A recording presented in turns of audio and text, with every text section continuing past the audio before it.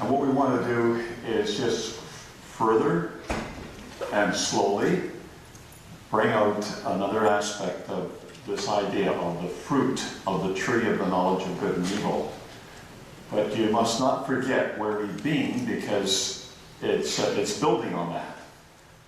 And this morning we're going to help you a little, because we're going to go back and have another look at the fruit of the tree of the knowledge of good and evil, and see with a couple really key quotations from Elpha's Israel that help us to grasp, I think, the kernel of what will take us right to the end. That idea being that we have a battle in our mind between what is natural, our natural inclination, the sentiments that are, made alive by what we see, what we hear, what we feel, and then, of course, on the other side, what we are gaining from our understanding of God's Word, and trying to make sure that we can understand how we're put together so that we might succeed. Yesterday, we looked at man sins, and God creates evil to rehabilitate those he loves. So that must apply to every single one of us. God has effectively used evil to bring good out of it, so that we saw how, in some examples, really quite remarkable examples, how in a very evil situation, God worked with the people to try to bring out of it good, and as he says, or as it says there, rehabilitate people. Some of God's promises are rooted in evil, so that when we think about them, maybe having never thought of it in that way, it sometimes has to get bad before we actually recognize that there is something better. We look for it, and we can then see the beauty of God's promises. Some erring brethren were delivered unto Satan, or evil, for rehabilitation and good, which is very foreign to people who don't understand the real problem of evil and of sin. God often used the analogy of purification of metals as a reminder of the object of chastening. And we were thinking of, maybe a good experience to take our children sometime. I remember doing this with a class when I was going to school, going down to a steel mill and seeing molten metal and just looking at what they were doing with it, and it created an interest in my mind that I never forgot. Through the work of his Son, God brought us out of an evil background, so that God has worked with us. Like, this is not something we're looking in prospect. This is something we can look back and see how God has already worked with us and how he is working with us. So today we'd like to focus on man's response to evil, and the evil that God creates, especially because sometimes we have just made our own evil background and we're stumbling to know what to do. Maybe not to get out of it, but just to grovel in it. Whereas what we're looking at here is mankind's response to evil, and how God was working in that person's life or a nation's life to try to get them to think of things differently. So we need to go right back to Adam and Eve. And we may wonder that they sought a covering for their nakedness. Now, what has nakedness got to do with eating fruit from a tree? So we read in Genesis 3, verse 7, after eating of the fruit, the eyes of them both were opened, and they knew that they were naked, and they sewed fig leaves together and made them aprons.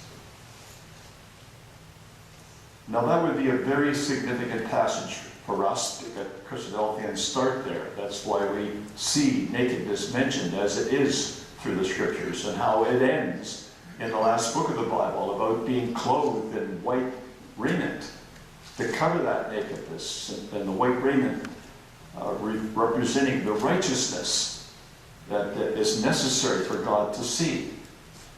But why would it be, of all the things that could have happened when their eyes were opened, that they recognized suddenly they were naked?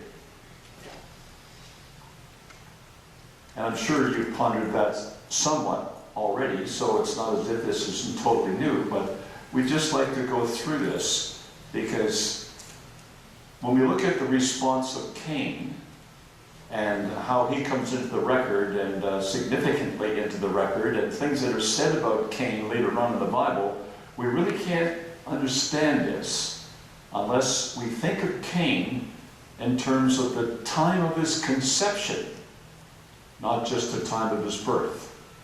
Normally we wouldn't think of that, but this illustrates how that is something we need to ponder. So we find Cain angry and sullen. Well, over what? Genesis 4 verse 3 says that in the process of time it came to pass that Cain brought of the fruit of the ground an offering unto Yahweh, and Abel he also brought of the firstlings of his flock and of the fat thereof. And Yahweh had respect unto Abel and to his offering, but unto Cain and to his offering he had not respect. And Cain was very wroth, and his countenance fell. So it seems Cain didn't understand that the clothing that God put upon Adam and Eve would require the shedding of blood. Fig leaves weren't sufficient.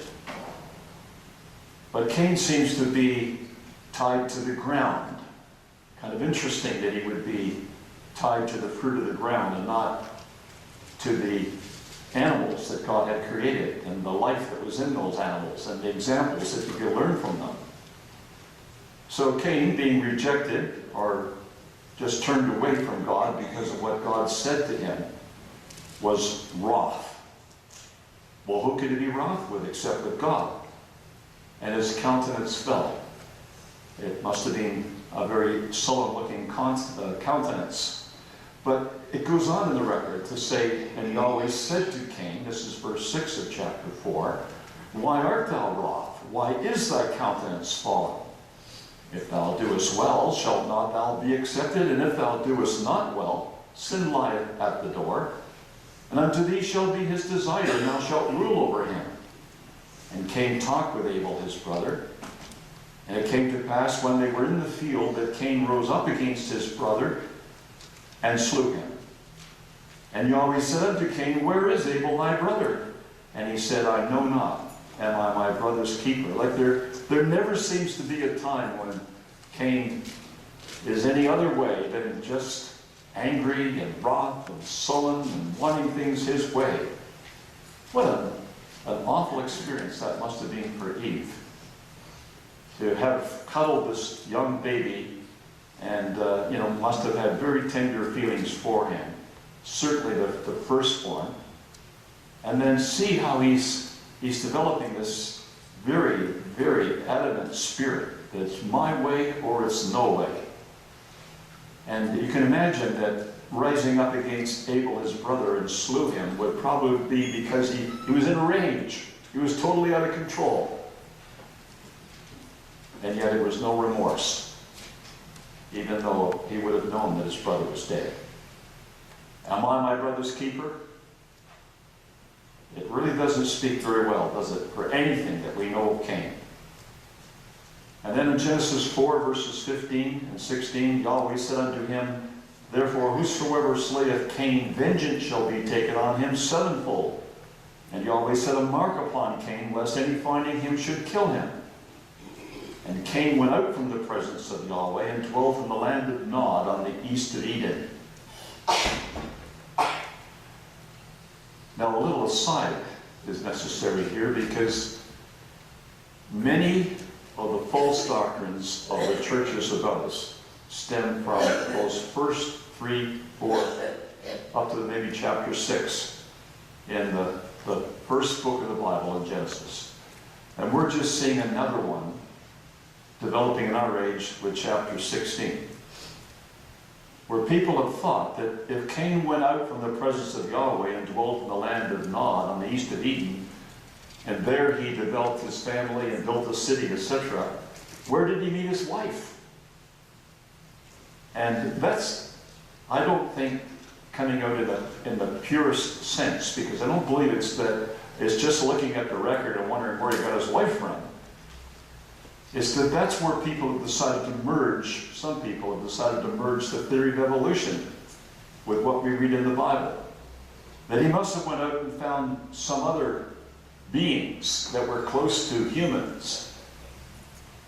And that's where Cain then developed his city and his descendants.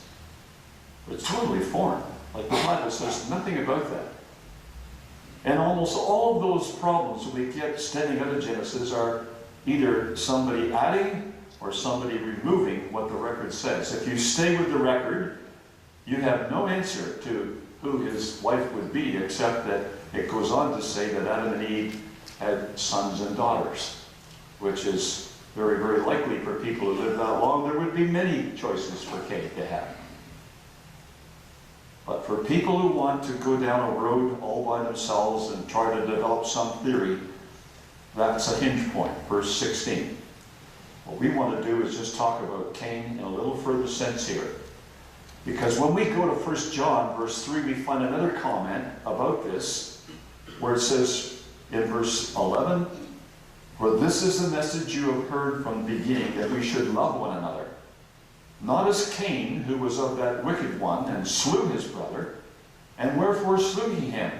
Because his own works were evil, and his brother's righteous." Now, it's obvious from the record that when the record says, not as Cain, who was of that wicked one, that we're going to wonder, who is this wicked one? Does he refer to Adam? Because who else could it be?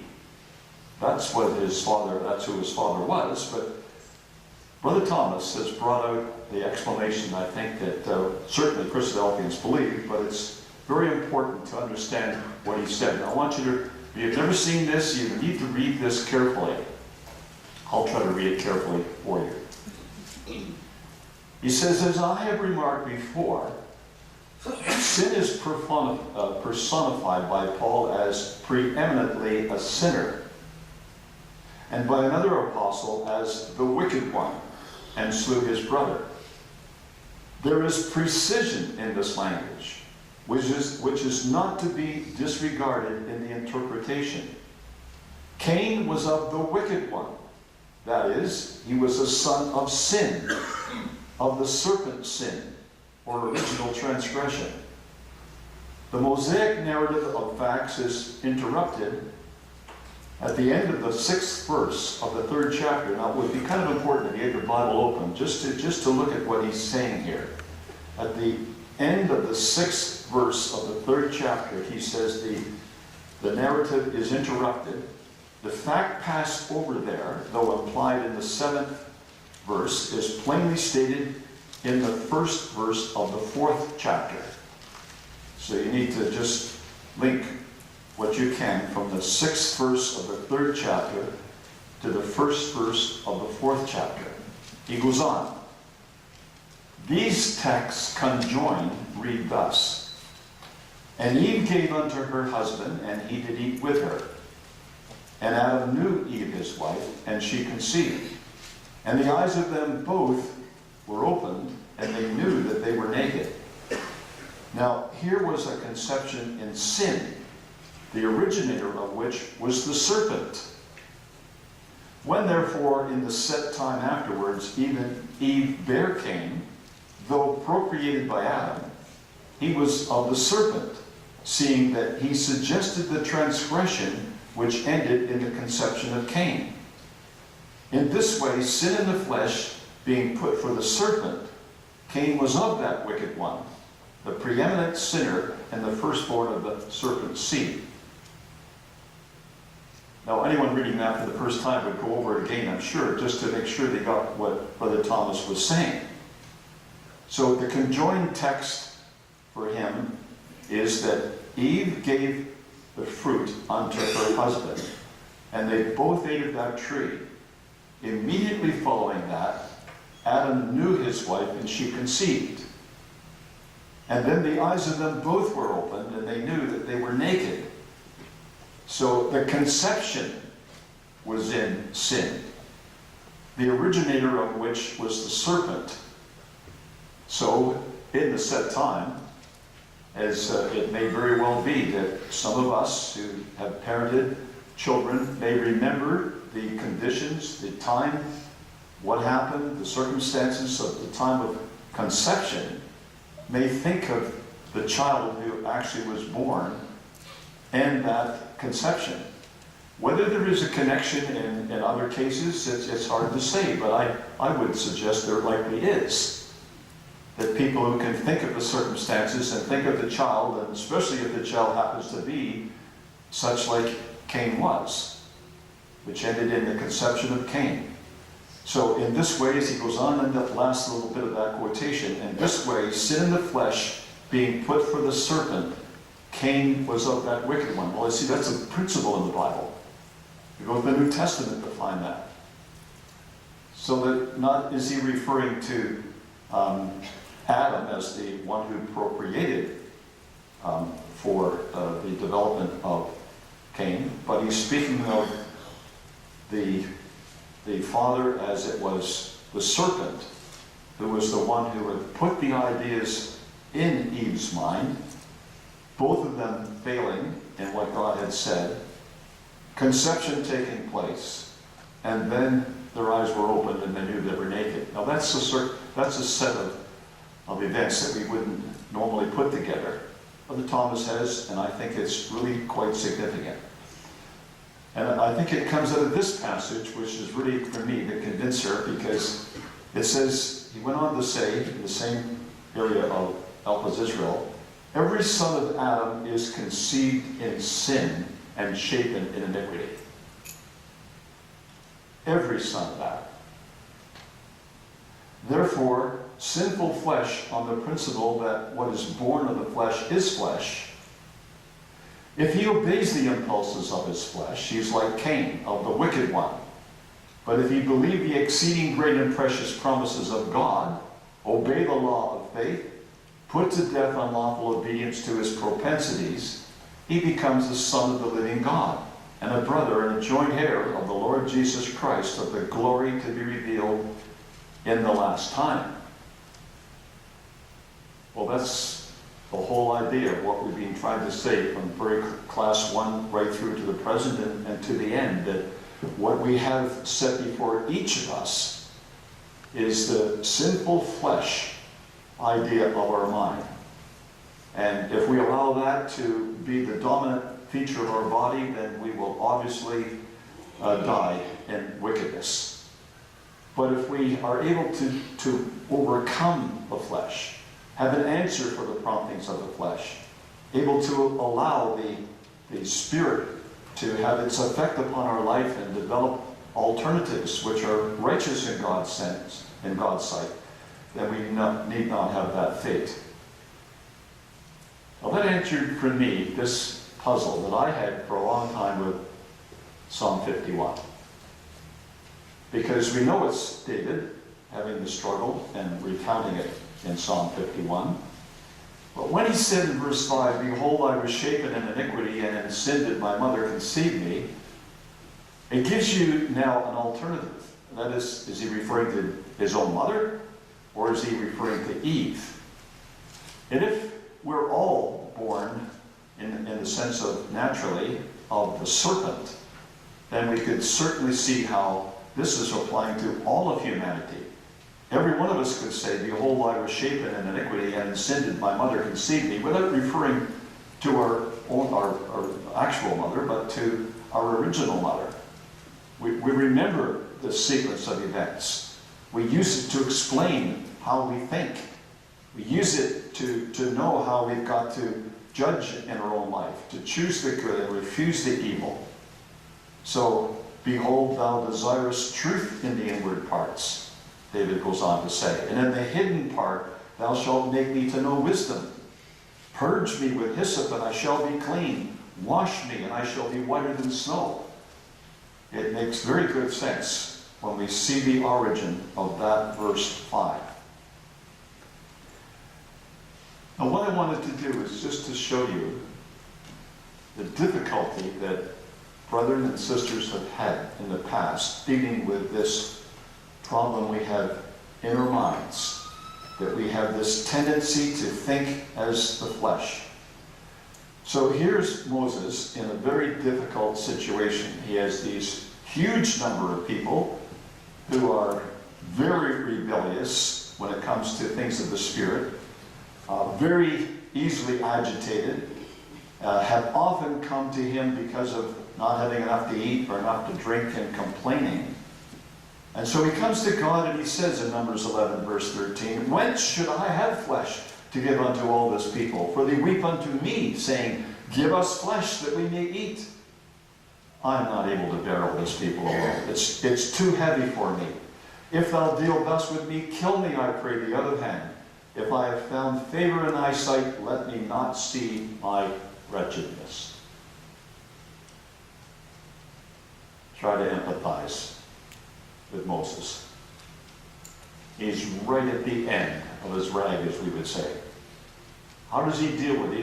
There's so many people coming to him, he just doesn't feel he can bear it any further. And he does not want to see his wretchedness. He doesn't want to see himself out of control and acting like them, I suppose.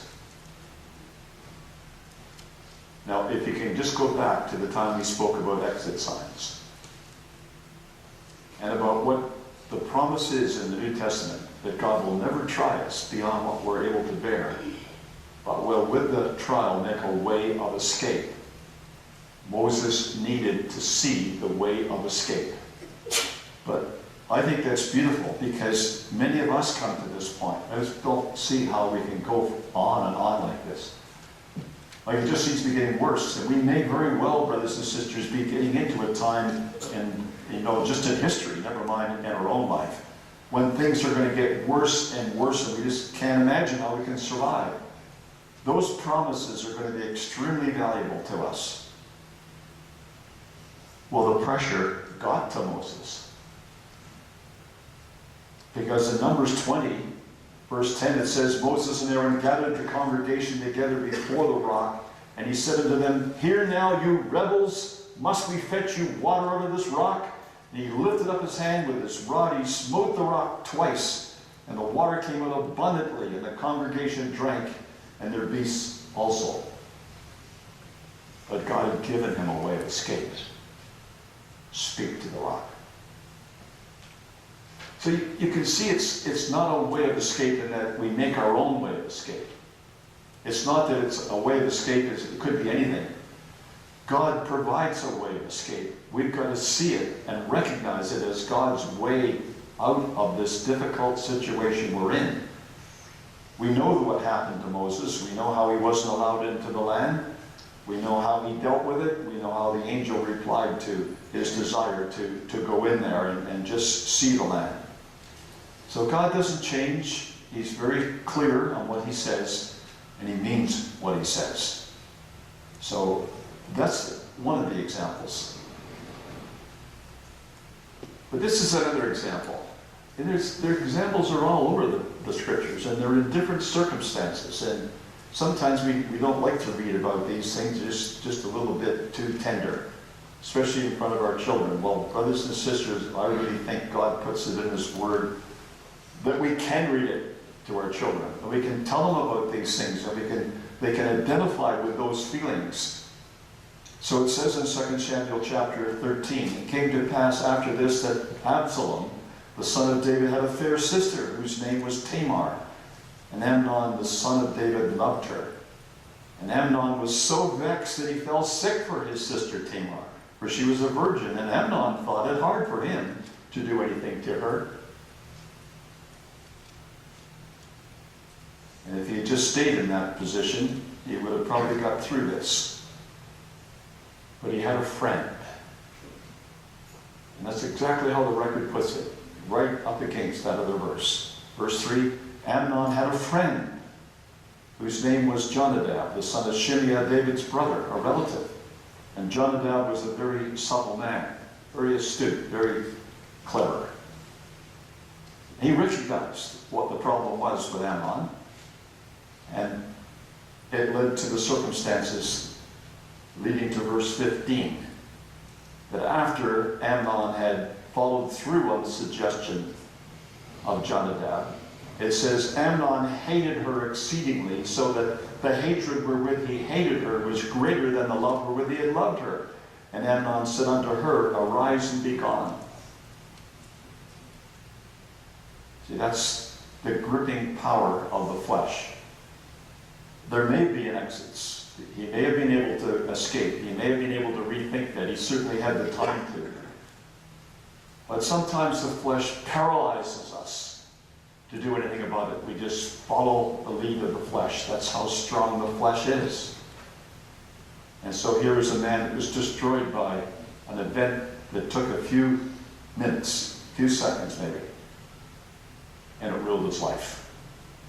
You can see how these things work together. We ought to be prepared, brothers and sisters, to learn from these things and not to allow the evil of life to overcome us. But I think that the companions we choose would be one of the things we would learn out of this record.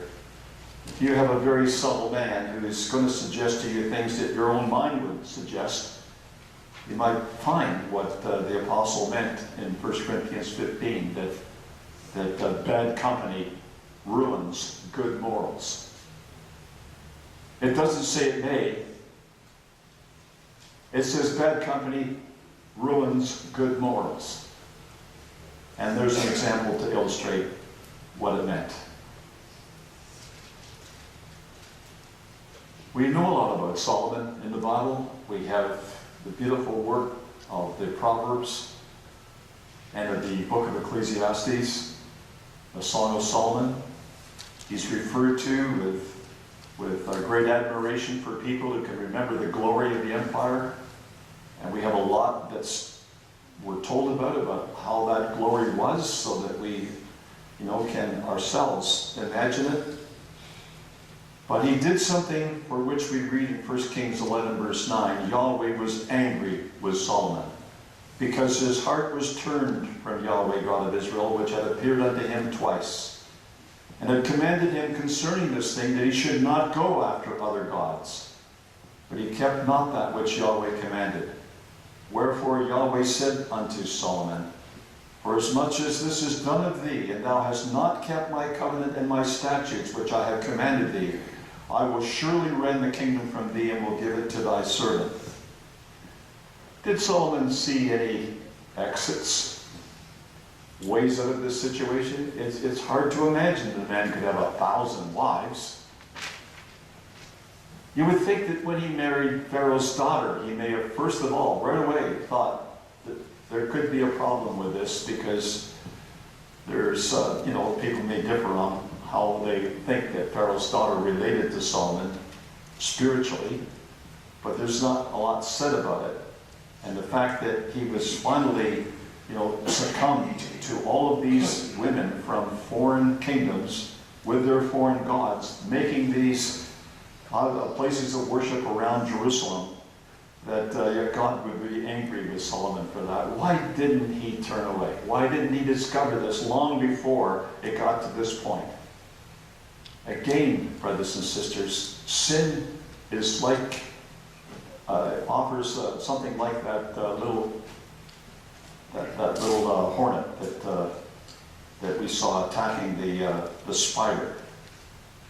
It paralyzes it. The very first thing, the first sting of sin paralyzed it. And then when it came back, it was just food for the little insect. So that's very much the way it is, I think, in Solomon's life. He was experimenting to see, how much he could achieve in the way of men, and see if it was a vain way or whether there really was satisfaction in it. You'd sort of think he might have recognized there was no satisfaction spiritually in what he was doing. So the man who started off so well, it said Yahweh was angry with him because his heart was turned away from Yahweh, God of Israel. Whether he ever turned back, we don't know. Like, I really couldn't even, offer a suggestion about that. Because what he did was he tried to stop what God was doing. Like, he didn't learn from just the idea that he would finally be giving up the kingdom, it would be broken up, And David would only have 2 tribes. Someone else would have 10 tribes. So we read in 1 Kings chapter 11, verse 39, "And I will for this afflict the seed of David, but not forever." So Solomon sought therefore to kill Jeroboam, and Jeroboam arose and fled into Egypt unto Shishak king of Egypt, and was in Egypt until the death of Solomon. It would have been so nice if Solomon had humbled himself, and you could see that he was taking to heart the very things that he had said to others. So even in our own community, brothers and sisters, from time to time we find people failing late in life. It's not that when you're late in life there's no further temptations, that finally the period of temptation is over. It continues. It must continue to the very end. So people have to keep their guard up and keep fighting and keep looking for exit signs all the time of their life. Solomon being an example. Here's another one. I don't want to go too far down this road. You'll all be going out here feeling pretty sullen to yourself about all these bad examples, but you look at why they failed. And Jeremiah speaks to Zedekiah, the king. He's appealing, laying it out to Zedekiah. So in chapter 38, verse 17, Jeremiah said unto Zedekiah, "Thus saith Yahweh, the God of hosts, the God of Israel, if thou wilt assuredly go forth unto the king of Babylon's princes, then thy soul shall live, and this city shall not be burned with fire, and thou shalt live in thine house. But if thou wilt not go forth to the king of Babylon's princes, then shall this city be given into the hand of the Chaldeans. They shall burn it with fire, and thou shalt not escape out of their hand." Now you would think that that warning would have been sufficient for Zedekiah. That based on how he reacted to this would be the fate of the nation, the fate of the city, the fate of the temple, was all in how he reacted to what might have been the last appeal to get him to think. Why didn't he? Well, we're told. The same conversation, verse 19, and this reading from the ESV. "King Zedekiah said to Jeremiah, I am afraid of the Judeans who have deserted to the Chaldeans, lest I be handed over to them and they deal cruelly with me. Jeremiah said, You shall not be given to them. Obey now the voice of Yahweh and what I say to you, and it shall be well with you, and your life shall be spared." And you can see that Jeremiah was doing everything he could to persuade this king, to change his way, to change his thinking about it. But when he said, "I am afraid," that was the problem with Zedekiah. He was just paralyzed by fear. Now sometimes that is the way with us, brothers and sisters. We may have gotten into little dilemmas where really the problem was just fear. We just sort of froze up. We couldn't do what we wanted to do because we're just too fearful of it. Some even things, little things like stage fright. I just couldn't get over that. But if we have that understanding of the Word of God as being the Word of God, and when Jeremiah said, like he didn't say it was just his opinion. You see in verse 20, "Obey now the voice of Yahweh and what I say unto you." He was appealing to this man, this king, and I just think it would be so horrible for the experience of Zedekiah to see his sons killed before his eyes, to have his eyes put out and taken to die in Babylon. The wisdom for us to follow is to see this example and to try to make sure that's not going to be repeated in our life. But some did respond well, and this is where we can see that people did respond to what God had said. And here's this example of Ahab, which is quite remarkable in the sense that he just had a sentence against him of how he would die and how the dogs would lick up his blood. And after Elijah had left him, it came to pass when Ahab heard those words, 1 Kings 21, verse 27, that he rent his clothes and put sackcloth upon his flesh and fasted and lay in sackcloth and went softly. That's about the best thing we hear about Ahab, is his response at that time to evil. And the response of God is remarkable. The word of Yahweh came to Elijah the Tishbite, saying, See thou how Ahab humbleth himself before me? Because he humbleth himself before me, I will not bring the evil in his days, but in his son's days will I bring the evil upon his house. And I think that's what we got to see in these examples of how God is trying to bring good out of evil. That God's prepared to work with us. He's just waiting for a slight response to help us to get through it by going, in this case, sending Elijah back to him to tell him because he had humbled himself, God wouldn't bring the evil in his days. He couldn't say any more than that, but just to say that little bit is how God was trying to reach out to people, bringing them out of the evil of their life to do something good. Hezekiah, the very righteous King Hezekiah. But when he recovered from his illness, when the Assyrians had been destroyed outside the walls of Jerusalem, and then people began to praise possibly him, because they couldn't understand what happened. They couldn't explain how that all these men were just suddenly dead. So you can mean all the acclicates of people from all over the place would have come to Hezekiah, and it would have been a little hard for him to deal with that. And so there was pride and arrogance manifested itself in Hezekiah's life.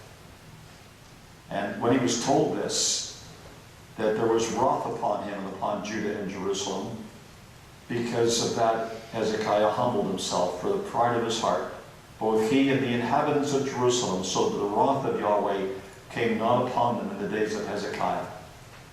Again, God reaching out to try to rescue someone, to bring them out of the evil they just got into, stumbled into, and to bring them back. Brothers and sisters, that's why we need to be close to the Bible, to have these examples in our mind, to stimulate our thinking. That, you've got evil in your life now, but God can bring us out of it. One of the examples that I haven't put in the slides here, but always has really impressed me, is the example of Amaziah, who had paid 100 talents of silver or something. I'm not too sure what the commodity was. I think it was silver. And he had hired an army from Israel to go against the enemy that he had now chosen to go against. I think that was down in Edom. And the man of God comes to him and says, look, you go down there, you're going to be beaten in this battle because God's not with you if you bring the children of Israel, because God's not with them. And Amaziah almost immediately says, well, what do I do for the 100 talents that I've given already for these people? And the reply of the man of God was, God is able to give you much more than this. And I've often thought that what that means to us in our age is don't be afraid to write off something. Maybe something quite large in our life. If it's a matter of keeping right in God's sight, far better to write off those things in the light that God is able to give us much more than this. In that case, the exit really is to write it off and get out of it. It was a bad venture, just walk away from it. We still, by going out that exit, can get back on the road of eternal life. And what is eternal life? Well, it's so big, so valuable in comparison to anything else that all these other things are insignificant. That's what everybody has to recognize when you try to see what God's offering to us by an exit. And probably the most significant one in terms of how God changed to deal with this man, because he was provoking God in every way he could. Reading the life of Manasseh is difficult to read. But God brought him into affliction. 2 Chronicles 33 verse 12 reads, when he was in affliction, he besought Yahweh his God and humbled himself greatly before the God of his fathers, and prayed unto him, and he was entreated of him, and heard his supplication, and brought it again to Jerusalem into his kingdom. Then Manasseh knew that Yahweh, he was God. You just wonder what thoughts might have gone through his head. Certainly he was like a son who had left home and recognized that he's eating swine's food. Maybe if he went back to his dad, his dad would at least have something that the servants didn't eat, and he could eat a little better. But here was a man who it was necessary for God to take him away and to bring him into affliction like this so that he could understand just what a mess he had made of things in Jerusalem. What a significant thing, though, for God to bring him back and to put him back as king. That's the miracle of it all. And Manasseh knew that Yahweh, he was God. We did a little study on just what it might have been to go to Assyria and looking at how the Assyrians treated people, whether they put, some chain through his, or something through his lips to, pull him, or whether he was chained all the way, shackled. I mean, walking that distance from Jerusalem to Assyria in the hot climate that would have been, would give him a number of days, weeks, months actually, for him to think about these things before he ever got there. So God's service, as we've read it at other places, is going to be like the refining of a refiner. It's going to be like the hot temperatures of an oven. It's going to be something that will melt us. And in the melting, if we think of what God has in mind, it will be tremendous for us. The Lord Jesus Christ remarkably never did have to go through the process of the difficulty of trying to recover from sin. But what he did, as it says in Hebrews chapter 5, verse 7, when he had offered up prayers and supplications with strong crying and tears unto him that was able to save him from death, it was heard him that he feared. Though he were a son, yet he learned obedience by the things which he suffered. And I think that Jesus anticipated the difficulties, anticipated what he would have to do. And so when he offered up prayer and supplications, it was with crying and with tears, not because he had blown it, but because he could see the difficulty he was going to have to deal with. And he learned the price of obedience without actually having to be disobedient. If we're following footsteps, those are the footsteps that we have to follow. Now, just this last slide. I don't want to put much time in this because I think I can show you just with a slide like this. Could mankind bring good out of evil? No, in many cases that happens. I don't want to discount the fact that it doesn't happen at all. It does happen. I'm standing here because out of my evil experience of my heart trouble, people were able to deal with the condition and repair the damage, and so my life is extended. So I don't discount that. But when the Bible, on the other hand, says in Proverbs 14, verse 12, there's a way which seems right unto a man, but the end thereof are the ways of death. There is many examples so where it didn't work out that way. Thalidomide, for those of you who know what that drug was for, had a horrible turnout where people, young people that were born, or babies that were born rather, were born without limbs because of this drug, which was given to deal with the evil of a woman's life with a sickness during pregnancy. Freon 12, wonderful, give conditions of relief in a hot room because you now have refrigeration until they found that this was also destroying the ozone layer. Plastics, and this was men boasting that now they were able to create anything they wanted because they had these plastics, but only to find out that they don't degrade. So they're all over the place, dumps full of these things. The ocean, shore, in many cases, piled up with plastic waste. Fossil fuel power. Now we're understanding how, with the atmosphere being polluted, that maybe fossil fuel power is not the way to allow everything to go. DDT, an insect killer. Wonderful for killing insects, but it killed good insects. It killed a lot of things that it wasn't supposed to kill.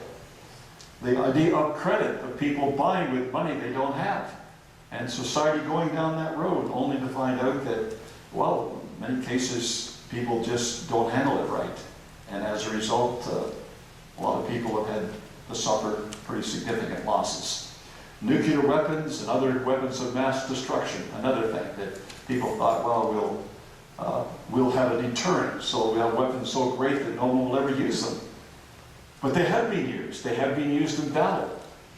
And the fact that people have weapons now that could destroy every piece of life on earth is not something to boast about. It illustrates how any of us would be thinking it would be crazy for anyone to use these things and have a nuclear war. You know, and cigarettes and biological weapons and opioids and on it goes. Every time something new comes up, you just know that at the end of it, there's going to be trouble. And with people now going into marijuana, and making it legal in Canada and various of the United States, well, you can just see the trouble that lies ahead. So men have not been able to duplicate what God can do and does do regularly of bringing good out of evil. There is a limited sense to which they can do it, but there's so many failures that you shouldn't try ever to play God in that matter. Just to do what God says and let Him work in the way that He chooses.